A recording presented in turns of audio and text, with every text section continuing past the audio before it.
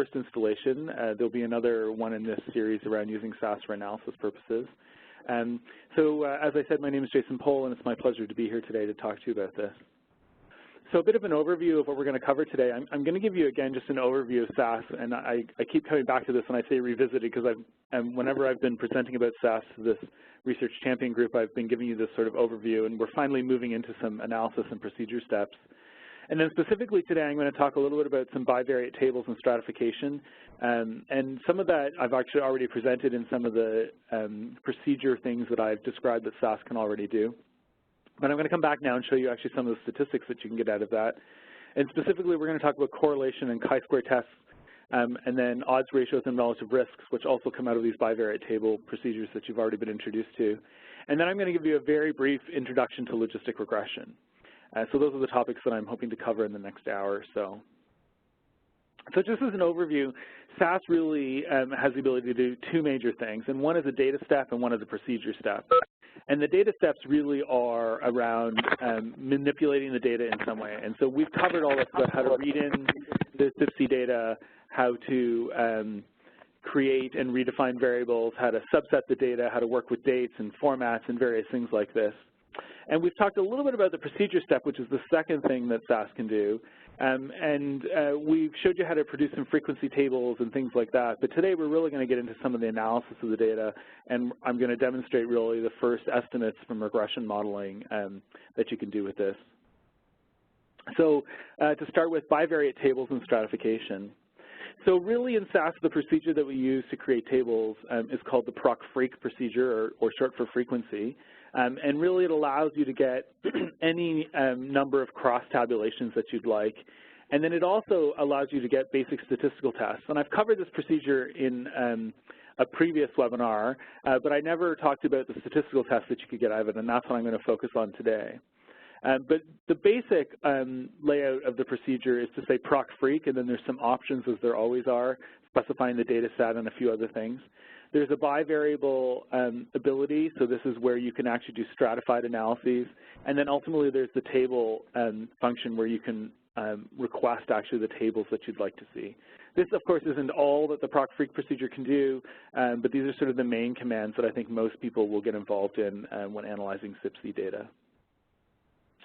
So just as an example then, we can move in here and say we say PROC-FREQ. Our data set is T7, so the data I want SAS to run a frequency on is called T7. Excuse me. And then I've only used the tables command here, and I've asked for tables of QAI, PPE, and gender. QAI, PPE is a quintile, an income quintile that you can request from the cyp-c data, which gives you a measure of socioeconomic status. And then gender, I think, is pretty straightforward. But basically, this is what it does, is it produces for you this table. And from this, you can see that it gives you basically the frequency counts of the values for these two variables. So on the top of the output here is the frequency for QAI PPE, and it tells you a number of things that I think are quite important. One is that it tells you the values for each of the legitimate values, but you'll notice at the bottom of that first table it says frequency missing equals 161. So it does tell us, in fact, that there are 161 observations that are not represented in the table above, and that those actually have a missing value for the neighborhood income quintile. Likewise, below, there's a frequency for gender, and that tells you the gender split and obviously the percentage of the gender split, but you'll notice that the frequency missing here is a little bit different. So there's only 5 people who are missing a gender. And so, you know, when you're looking at these, sometimes you have to keep in mind the percentage that you may be reporting off these tables, whether you want the percentage to include all subjects that you might be interested in, or just the subjects with valid categories or values for the variables of interest. If you actually would like to include the missing information in the calculations, you can use one of the options on the tables command and say \missing, and that will actually produce for you this table, which is very similar to the previous table, but now you'll note that there's no frequency missing at the bottom. It's actually included that missing frequency up at the top here. And so here you'll notice that those 161 individuals are now in this table, and so this represents the total cohort of 9,204 individuals that we have, and that 1.75% essentially is missing data. And so it just depends what you're after and what you'd like in terms of calculating the percentages, and SAS can certainly do it either way. You just need to let SAS know what you would like. So just going over the by statement here and introducing basically a stratification variable. So here we've asked PROC FREQ data equals T7, so this is the same data set we're working with. And now I've asked for tables of income quintile, including the missing values in the table, but now I'd like it by gender. So now I'm asking it to stratify by gender. And so when you stratify by gender, you get a number of tables that get introduced. So you get basically the missing table, essentially where gender is missing. Remember, gender was missing for 5 individuals. So this is the distribution of gender missing for neighborhood income quintile. Then you get the next table, which is for females, and then you get the next table, which is for males. So this is really what that by stratification is doing for you, is it's really just stratifying the table for you by the various categories that you're interested in. Now here I'm only requesting one table to be stratified by a single variable, and one of the ways that you could also do this is that you could actually just request in the table statement that the table be created as a bivariate table. And in this case, we're asking the table to be a bivariate table to be calculated on the same T7 data set using neighborhood income quintile by gender, and I would like to include the missings, and this is the table that you end up with. So essentially, it's in some ways similar information, except there's a fair number of other things that are calculated here, and we're going to go through some of this. So the first is that I did ask for /missing, which is going to put the missings in the table. And so here you'll see here are the 5 people who are missing gender that are in the table, same distribution that we saw the last time. And here's the 161 individuals that were missing income quintile. And so here you can see what the distribution is by gender for the missing values in income quintile. The next thing that it gives you is the row percentages, and so you'll see in that upper corner there it says frequency %, row %, and column %, and that's basically the order in which the values are presented in each cell of the table. So the first cell in the table is always the frequency, the second one down is the %, and that's the overall %. So that's really, the number of cases, your frequency basically divided by the total number in the table, which in this case is 9,204. And then ultimately what I've highlighted here is the row %, and the row % is now just considering, in this example here, just those with income quintile equal to 1, and that's ultimately 19% of the data. But now my denominator for the row % is actually 1,754, and so this row % is now calculating the percentage across in the row. And actually I see now that I've missed, the highlight in the actual one is actually highlighting the column %. I apologize for that. But here is the column % then, and so this is the last one. So now this is looking at calculating the percentage with the denominator being just males, is what I've highlighted here. So now that first 1.87% is actually 93 divided by 4,961. And so this table format basically gives you a little bit more information depending on what it is that you want. Of course, depending on the values that you're asking SAS to create the tables for, you're going to get very, very large tables. I've picked things here that have 5 categories and 2 categories respectively. So the table is actually still pretty manageable, but SAS would be happy to calculate this for you nearly without limitation, actually. And so you do sometimes have to be a little bit careful, because when you request this, it will just create a giant table, and sometimes it's a little unwieldy. So I've basically just now shown you how to use the PROC FREQ procedure again, and now I'm going to actually show you how you might be able to use that to calculate a variety of things. The first thing we're going to talk about is correlation, and the first procedure that I'm going to actually introduce to you is slightly different than the PROC FREQ procedure. It's called the PROC core procedure, or PROC correlation. And again, it follows essentially the same layout that the PROC FREQ does, except now, so it says PROC core, the data equals T7, so I'm still using that same data set. And now you have a var statement, which is just to say what variables do you want the correlation for. And here, originally I wanted the correlation between dummy ALL, which is just a flag to indicate whether the patient actually had ALL or they did not in the database, gender, income quintile, and death. And death is just a flag to say whether the patient died or it didn't. And you'll see here that ultimately I've commented out gender and income quintile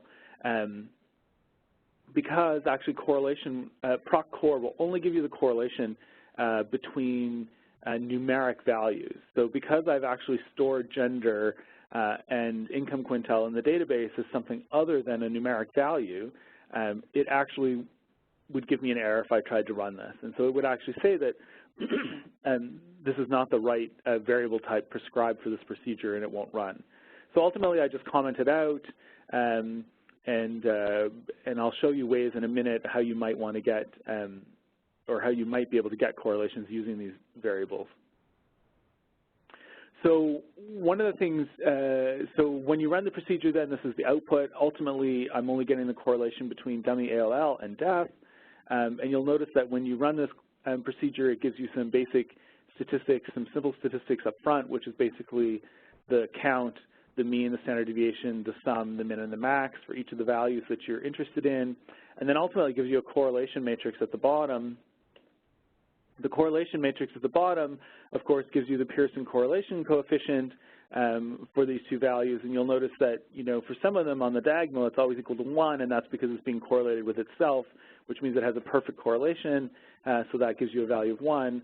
But when it's being correlated with something else, it gives you the value here. And so the correlation between having ALL and death is actually equal to negative 0.12028. And the p-value is just below here, and so the p-value for the Pearson correlation is basically telling you what's the probability of observing this or a larger correlation really under the null hypothesis that the correlation is actually equal to 0 or that there's no relationship.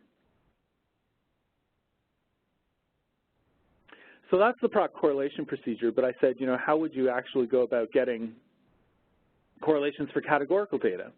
Well, you need to calculate something called a polychoric or a tetrachoric correlation. And these techniques really estimate correlation between theorized continuous variables using these observed ordinal variables or categorical variables that you have.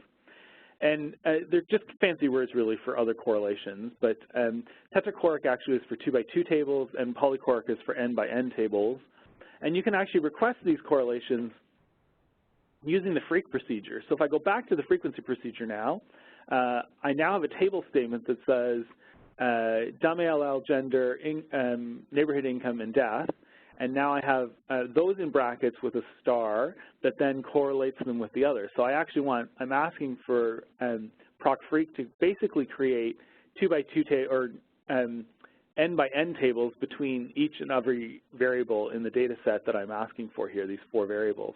And at the end, the option that I'm giving it is \PL_core, which is basically telling it to calculate the correlations that I'm interested in. So ultimately, what does this do? Well, it creates, as I said, it creates a table for every permutation and combination you've asked for. So it's going to create a table of dummy ALL by dummy ALL, and it will actually not create the table because it'll say it'll give you a note in the output that says I didn't do this because it's the same thing, but it'll create a dummy ALL table by gender, a dummy ALL table by income, a dummy ALL table by death, and then it will go and create a gender table by dummy ALL. It'll skip the gender by gender, but it'll do a gender by income and a gender by death, and so on and so forth. So it'll do every combination that we've asked for here. I'm only showing you the one table here, which is really the combination between death and dummy ALL. But here is the statistics that come out for these correlations. And you'll see that actually there's a Pearson correlation that's calculated for this. The Pearson correlation is generally similar to the tetrachoric or polychoric correlation, but in this case, actually, you'll note that, in fact, it is actually a fair bit different. And so really, if your data is non-numeric and truly categorical, you really should be using the tetrachoric correlation here. And so that's giving you a correlation value of negative 0.27. And so that's really the correlation that you should be using. So there's a number of different correlations that it's giving you, and SAS is basically requiring you to know what your data structure is in order to determine which one you should actually be looking at.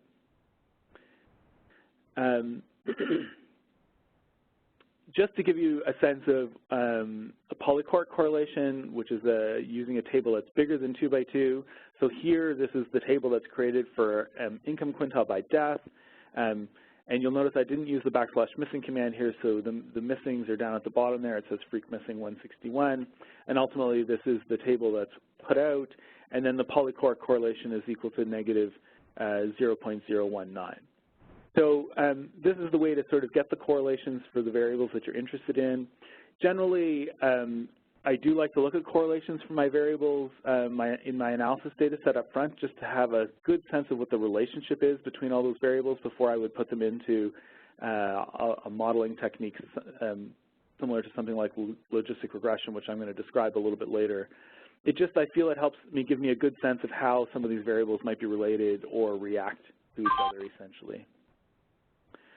So now I'm going to move on to talking about the Pearson chi-squared test.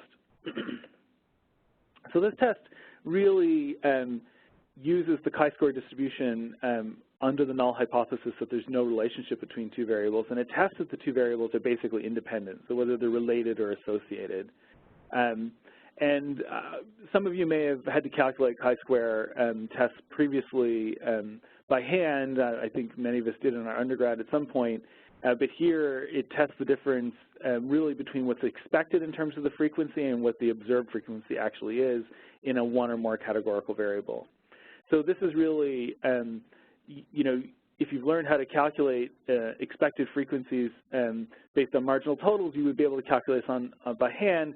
SAS does this in the background for you much faster than you can likely do it, and then ultimately calculates the chi-square test. But the chi-square test, of course, is used quite frequently when we're trying to get the relationship between two categorical variables. So again, we're back to the PROC-FREQ procedure. PROC-FREQ, we're still using the same data set as T7. The table that I'm interested in here is looking at the relationship between income quintile and gender, and now I'd like a chi-square, so I just put the backslash and use the chi-square command, which is CHISQ. Ultimately, this generates the table, which I think we've actually already seen in some of the previous output from today, and it now calculates these statistics for this table for you. And so you'll notice here that the chi-square is up at the top, and it tells you that it has 4 degrees of freedom, that the value is 6.3, and the probability is 0.17. So this is telling you what the probability is that, and the null hypothesis here is that there's no relationship. And in actual fact, the p-value is not below 0.05, so you would declare, you would accept the null hypothesis and say that there in fact is no relationship. One of the things to note here is that I didn't, again, put the backslash missing command, so the missings are all at the bottom of the table, and likewise they show up as the frequency missing. They remind you in the statistics table for this as well. So on to now looking at odds ratios and relative risks. Again, you can use the frequency procedure to do this. I hope now you're starting to see how actually the frequency procedure can be quite powerful, and it's good to get a good facility with PROC-FREQ and SAS, because I find that this is actually the procedure I use the most. But again, we're sticking with the data set T7. I'm going to ask for a table of dummy ALL by gender, and now I'm going to ask for, it actually stands for Cochran-Mantel-Hansel \CMH, and this is actually going to generate for me odds ratios and relative risks. So this is the table that will get generated associated with this, and then this is the output for actually the summary statistics. And you'll notice here that you get a number of odds ratios and relative risks calculated. So of note, I guess, before we go on, is that there are 5 people who are missing gender, and so those 5 people are actually at the bottom of the table, again, because I did not request the backslash missing, which seems reasonable to me for this question. And here is really what you're after in terms of the odds ratio. So the odds ratio is really what's the what's the sorry, I should go back and point out what A, B, C, and D are. So A, B, C, and D in terms of the odds ratio formula I've given you here actually refer to the cells, and so we basically go clockwise starting in the upper left. So this is females who are not ALL patients are cell A, patients who are male and not ALL are cell B, patients who are female and ALL are cell C, and patients who are male and ALL are cell D. And this is the formula essentially that you can use to actually calculate an odds ratio. And if you actually took the numbers off this table and calculated the odds ratio, you would get the 1.13. That's in the table that they've calculated for you. And of course, the interpretation of the odds ratio is the odds of not being diagnosed with ALL is 1.13 times higher in females compared to males. And it gives you a confidence interval, as you'll note in the highlighted red box up there. So it gives you a confidence interval of 1.03 to 1.25. And when we're talking about measures of association like odds ratios and relative risks, as long as they don't contain 1, we generally think of them as being statistically significant. You can run a statistical significance test for this if you would like. I'm not showing you that here, but it does give you the confidence intervals, which I think gives you a little bit more information than simply just a p-value for an odds ratio. So generally when I report an odds ratio, I would always report the confidence interval associated with it. So as I said, this may not be the relationship that you want, as I said, because this is actually comparing females who don't have ALL to males. It's comparing females to males, and that may not be the relationship that you're interested in. So in actual fact, you can change the relationships just by telling SAS that you want to reorder them. And so here you reorder them using the sort procedure, which I've explained previously. So here, PROC sort, data T7, I'm going to sort it by descending dummy ALL. And so normally if you leave out the descending, SAS is always going to sort things from smallest to largest. But here I'd actually like it to sort it from largest to smallest. So that's going to put those that have ALL, because the value is equal to 1, ahead of those without ALL, which the value is equal to 0. And then it's just going to sort by gender. And again, it's going to go alphabetically in this case because it's stored. Gender is stored as either M or F, and so it's going to put females first. So once I sort the data the way that I want it, then I can request the frequency procedure again. And here you'll note the only option that I put in the PROC FREQ line is that the order equals data. So I'm basically telling SAS now to actually order the table the way that the data currently is stored. And because I've just sorted the data, that is the way the data is stored. So now when I request the table, you'll see essentially that the dummy ALL variable is basically flipped. And that means that actually when you recalculate the odds ratio or the case control odds ratio here, you'll notice that the value actually equals 0.87. Again, it follows the same formula in here. The interpretation is the odds of being diagnosed with ALL is 0.88 times lower in females compared to males. So it just depends what relationship it is and the way that you want to do it. One is actually just the inverse of the other. So depending on how flexible you are with these things, you could just get out your calculator and take the inverse of something. But I just wanted to show you how you could actually flip the values in the table to get it to calculate the odds ratio with the comparison group that you were hoping for. So now we're going to move on and look at calculating or looking at relative risk. And I think here you have to assume that this is a prospective cohort. So this is an assumption because this cohort may not have been, or the variables that you've collected or that I'm using in this example may not be truly prospective in that way. But generally when you're thinking of risk, we usually are thinking of something where someone gets an exposure at some point and we later on determine an outcome, which probably isn't necessarily too wrong in terms of this. But just for the purposes of example here today, I'm using the gender and dummy ALL because you're familiar with these variables so far, and we're going to assume that this is actually a prospective cohort. But here's the table that basically gets created here, and you'll notice that I use the PROC sort procedure to get females who have ALL in the top left corner of the table. And then ultimately, these are the relative risk estimates that we get out, which I think we just saw previously. But now I'm actually interested in looking at the cohort or trying to calculate a relative risk as opposed to an odds ratio. And so as I said, if this was a prospective cohort, the odds ratio is essentially, or the relative risk is essentially the incidence of ALL in females divided by the incidence of ALL in males. And the incidence of ALL in females would be given by 932 over 4238, which equals 0.2199, and likewise there's the calculation for males. And then if you take the ratio of those two things, you end up with this relative risk, which is 0.905, which is what you'll see in the table with an associated confidence interval. So the interpretation here is actually that females are 0.9 times as likely to develop ALL compared to males. So you'll notice that the value is very similar to the odds ratio, but it just depends on how the study was set up and how you're thinking about stuff and whether you're actually interested in risk or whether you're interested in odds. And And they're not necessarily, odds ratios and relative risks are not necessarily interchangeable. Often, if the outcome is reasonably rare, odds ratios do approximate a relative risk. But if the outcome is not rare, like it is in this situation, you can see that actually there are some differences associated with this. The other thing that I wanted to point out, oh, sorry, I should go back, is that these calculations for the incidence are really just the row percentages for females and males similarly. So you can actually read this stuff off the tables, and even without asking for this, you could just get the bivariate table and actually calculate the relative risk yourself quite simply by just looking at those row percentages and creating a ratio of them. So if you take 21.99 and you divide by 24.99, you're still going to end up with a 0.905. So you would end up with the correct relative risk. That being said, you're not going to get the confidence intervals that SAS is calculating for you. So are there other ways to generate odds ratios and relative risks?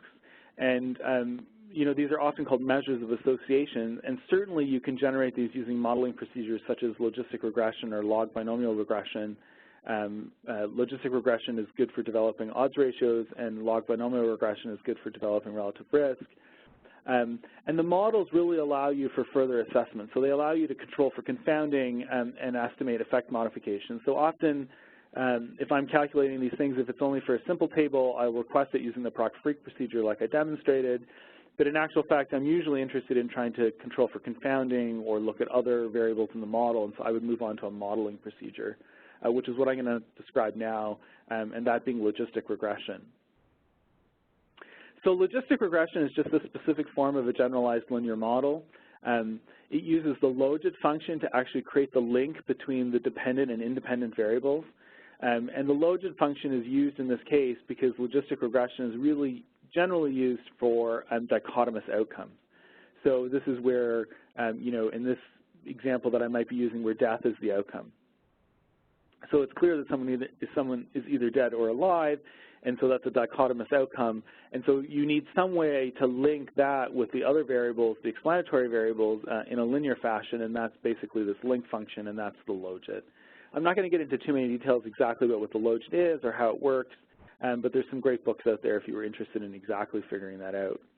Other models do use different link functions. So the link function for logistic regression is the logit, and so there are different models that use different link functions.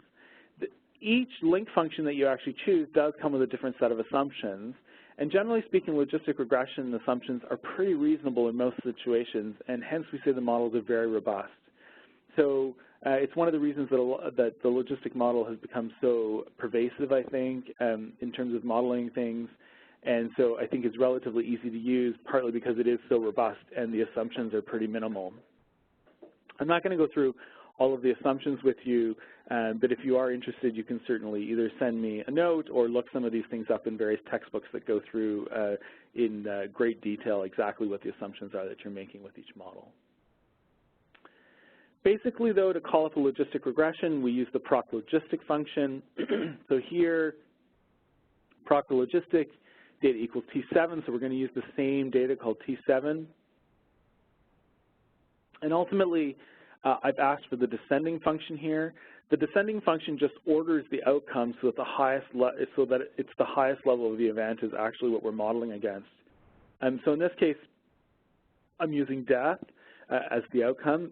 The death variable you've already seen, it's coded as 0 and 1, and SAS is by default always going to take the lowest value to create the model. But here I actually wanted to create the highest, or take the highest value, which actually indicates a death. So in that case, I have to put the descending function in. The class statement in PROC logistic actually tells SAS what variables are categorical in nature. And so depending on how many variables you have in your model, you're going to need to tell SAS exactly what's categorical. After each of the categorical variables that you enter on the class statement, it's always good to tell SAS what you want the reference category to be. And so in this case, the reference category is telling SAS that I would like males to be used as the reference category. So it's going to give me what's the odds ratio comparing males or comparing the outcome of death between females and males. So males actually end up being the reference category.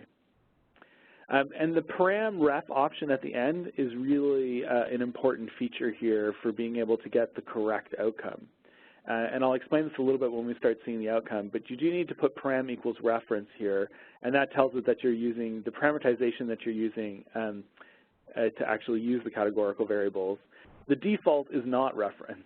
And so if you leave this off, it will give you some funny results. And depending on how carefully you're looking at the output, you may or may not see it. I'll point to some pieces in the output to give you hints at whether you've forgotten this or not, and that are always good to check.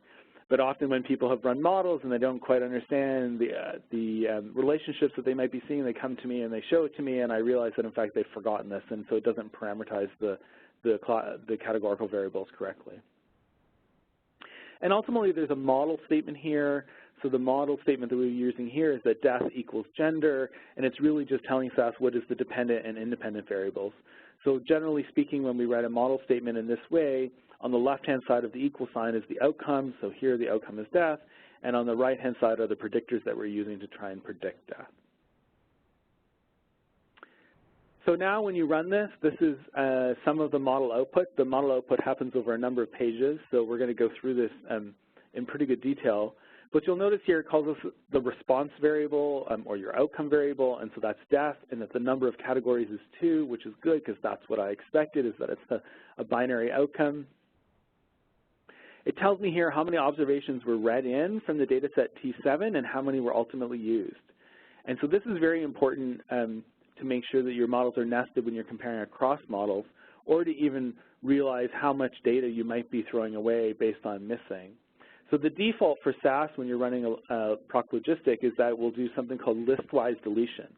So it basically takes every variable that you've included in the model statement, and it actually deletes any of the missings from any of those variables. And so, you know, in this case, it's pretty simple. We only have one outcome and one predictor, and it will just remove those where it was missing. So you'll notice that it went down by 5 because I know that gender was missing for 5 individuals. And so that seems reasonable to me. But you can imagine that if you had a large data set with 20 or 30 variables that you were trying to model and each one had different levels of missing, you could end up wiping away half your data set quite easily. So it's important to look at this and try to figure out you know, what observations were read in and ultimately what were used. The next piece of information that comes out of the logistic procedure that I think is very important to look at is something called the response profile. So this actually tells you what the outcome is and what the values are and basically what their distribution is. So here it's telling you that death is the variable and that it's coded as 1 and 0, but that the ordered value is 1 and 2 here, and that death equal to 1 is actually ordered as 1 and death equal to 0 is actually ordered as 2. And that's important because what this is telling you just below is that the probability is being modeled as death equal to 1. And that's really what I want here. So I want to know what the relationship is between these various variables and death. I don't want to know what the relationship is between various variables and being alive. And that, you know, in some instances that may be what I want, but in this case I'm actually interested in what's related to death. So down here it gives you a note to say that it actually did delete 5 observations due to missing values in either response or explanatory variables, as I already noted. So this is really important to pay attention to how many observations you might be deleting list-wise. And next is the class variable information. And so this is one of the important pieces to look at to see how your information is parameterized. And right now it's pretty straightforward because we're only using a single variable that's also dichotomous as a predictor. So here we're using gender, the values are female and male, and it's actually converted them. The design variables are actually 1 and 0. So 1 is the response category and 0 is the comparison. So here we're using males as the comparison, which is what I had requested, using the param ref statement where ref equals male. So this has done exactly what I had hoped it to do, and we'll show you in another example that's a little bit more complicated in a minute what it might look like for other values. So ultimately, this is some more analysis that comes out. You get something called a type 3 analysis of effects. For gender here, it has 1 degree of freedom, of course, because it's a dichotomous variable. It says the wall chi-square is equal to 0.03, and that the probability of this is 0.86. And of course, this is related in some ways to the information that's provided down in the parameter estimates. So your parameter estimate is down below here for females again, so it gives you the parameter estimate of females because, again, the comparison group is male, so it's not going to estimate that. It's actually estimated relative to being male. And it is essentially a repeat, if you will, of the chi-square information that's up in the type 3 analysis of effects. And I'll explain really the difference when we get into the more complicated example in a minute. And so here is really the parameter estimate that comes out, the standard error, and the walled chi-square. And essentially, the parameter estimate here is if you actually exponentiate it, you're actually going to end up with the odds ratio. And so this really just exponentiates the parameter estimate, and then it subsequently uses the standard error that's provided above in the table to actually calculate confidence intervals. And so you end up with an odds ratio that's 0.9, and the confidence intervals are 0.886 to 1.106. So at this point, regardless of what modeling exercise I'm doing, I actually generally do use the PROC-FREQ procedure just to do a simple calculation of a 2x2 table to then figure out if my model is set up correctly, and then run this. And essentially this odds ratio estimate should be exactly what you found in the FREQ procedure previously, and I think it is if you would look back. And so that tells me that I've actually set up my model correctly, that I'm parameterizing properly, it's doing what I want. And usually I would do this and create my first model to be very simple, just one outcome and one predictor, because I can hand calculate that in some ways to know that it's doing what I want before I start adding in additional variables. And so you can see this here. This is the code that we used previously to look at this, and this is the estimate of the odds ratio, and you'll see that it's exactly the same that the logistic procedure was providing, and it should be exactly the same. So as I said, I often do this just to make sure that, in fact, the model is doing what I expect, because sometimes the models are a little bit confusing because it's not giving you the 2x2 table and things like that. So I often will run both this PROC-FREQ procedure and the model, a simple model like that, just to make sure that I'm on the right track and I understand what the model is going to give me out. And then ultimately, I may move on to a slightly more complicated model, such as this one. So now I'm still modeling the outcome of death, but now I'm interested in how gender, various tumor types, and income may be related to death. And so now I have multiple values here. I'm still using the same T7 data set. I'm asking for it in a descending function so that I'm still modeling the probability of death, which is what I want. And now my class statement not only includes gender, where the reference is male, I now have tumor type, and here I want the reference to be leukemia, and I also have the measure of socioeconomic status, income, neighborhood income quintile, and here I want the reference to be 5, which is the highest level of income, and again, I'm using that \param equals ref. So again, just looking through the model output, I always check these things every time I look at a model. So my response variable here is death, as I expected. It has 2 levels, as I expected. Now here you'll notice that I read in 2,904 observations, which is what I expected, but now I'm actually only using 934 observations actually in this analysis. And that's because 165 observations were deleted due to these missing response variables. So I could go back and create PROC-FREQs of death, gender, tumor type, and income quintile to determine where my missingness was. But essentially, when I do listwise deletion, I'm now deleting 165 variables for this. And so you can see as you start adding more and more variables, each variable may not have a tremendous amount of missing, but when you do listwise deletion, you can actually end up removing quite a bit of your data. So you do need to be a little bit careful of that, as I said. And then ultimately, here's the response profile again, just making sure that, in fact, death is what's being modeled in terms of the probability. So this is the parameterization information that I talked about. We've already seen this from the previous output. So again, where males is equal to 0, and so that tells me that's the reference category. But now we're looking at dummy tumor type here. And you'll notice that I have 5 categories of tumor types, so brain tumors, leukemia, lymphoma, missing, and solid tumors.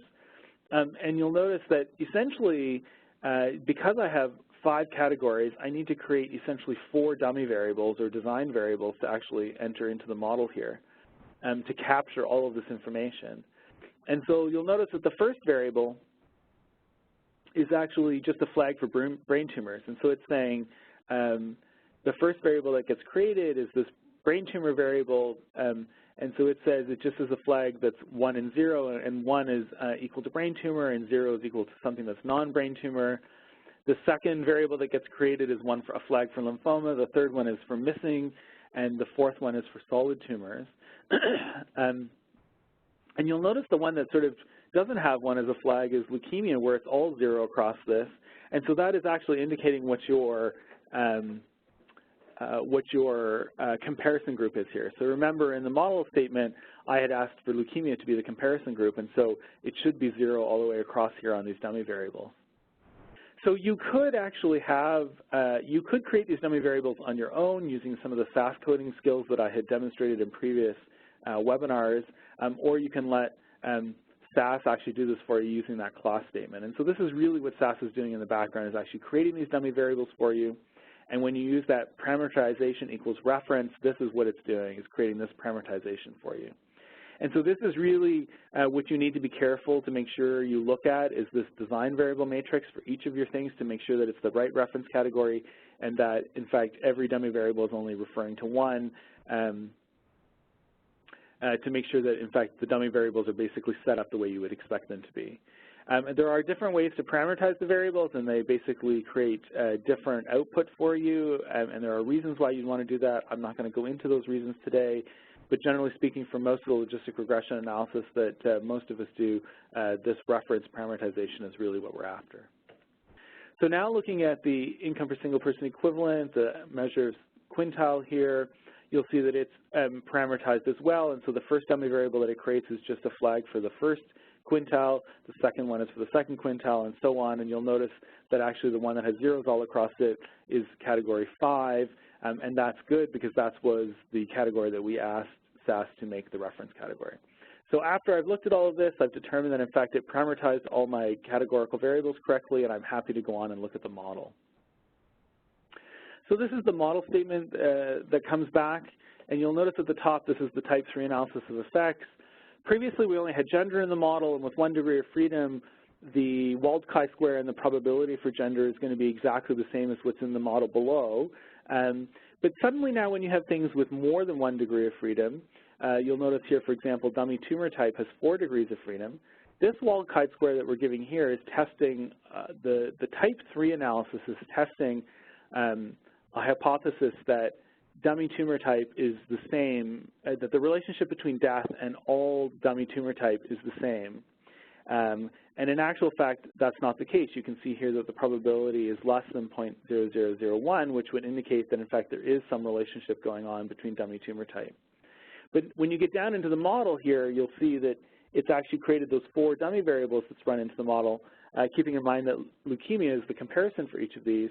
And so you'll notice that really the relationship is amongst brain tumors, lymphomas, and solid tumors, and not so much the missing category, because it's not statistically significant. So individually, this is giving you, on the lower part of the table, it's giving you what the relationship was between brain tumors and the reference category and death. And that's okay, and sometimes you want that, but often you also want to know in the table, was tumor type in general related to death, and that's what you're going to get from the type 3 analysis above. Ultimately, you end up with the odds ratio estimates and another part of the output. And so here you'll see, for example, that the odds ratio that I'm highlighting here is looking at brain tumors versus leukemia. And remember, we set leukemia as the comparison group, so you'll see that each one of the tumor types is being compared to leukemia. And this is telling you that brain tumors are 2.2 times more likely, essentially, to die than leukemia patients, which is what we would expect, and the confidence interval associated with that is provided there. And likewise, lymphoma patients are less likely to die than leukemia patients, and hence why they have an odds ratio estimate of 0.6.